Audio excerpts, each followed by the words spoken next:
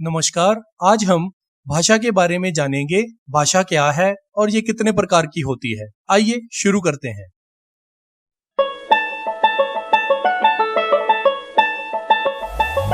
भाषा भाषा विचारों के आदान प्रदान का साधन है।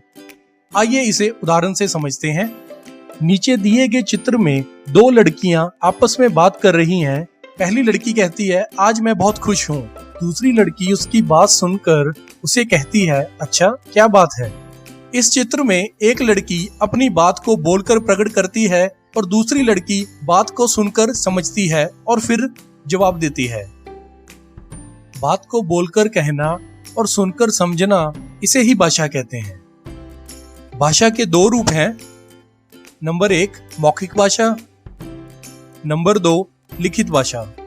मौखिक भाषा भाषा के जिस रूप में हम अपने विचारों को बोलकर दूसरों तक पहुंचाते हैं और दूसरों के विचारों को सुनकर समझते हैं, उसे मौखिक भाषा कहते हैं। आइए इसे भी उदाहरण से समझते हैं। नीचे दिए गए चित्र में अध्यापिका बच्चों को बोलकर समझा रही है। 14 दिसंबर को हम हिंदी दिवस मनाते हैं। इस चित्र में अध्यापिका हिंदी दिवस के बारे में कुछ महत्वपूर्ण जानकारी मौखिक रूप से दे रही हैं। जब भी हम अपने विचारों को बोलकर दूसरों को समझाते हैं, उसे मौखिक भाषा कहते हैं।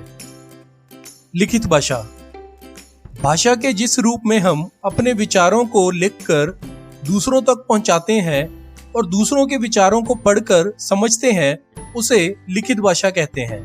आइए उदाहरण से समझते हैं।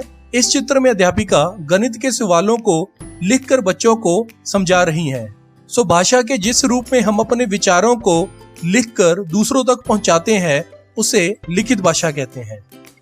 संसार में अनेक भाषाएं बोली और लिखी जाती हैं, जैसे इंग्लैंड में अंग्रेजी, रूस में रूसी, जापान में जापानी, चीन में चीनी, नेपाल में नेपाली और जर्मनी में जर्मन भाषा बोली और लिखी जाती है। भारत एक विशाल देश है। यहाँ अनेक भाषाएं बोली जाती हैं, जैसे पंजाब में पंजाबी, बंगाल में बांग्ला, केरल में मलयालम भाषा बोली और लिखी जाती है। आज हमने भाषा और उसके रूपों के बारे में पढ़ा है।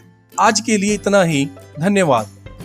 अगर आपको हमारी वीडियो पसंद आई है तो हमारे चैनल को लाइक कीजिए, सब्सक्राइब कीजिए और कमेंट जरूर कीजिए।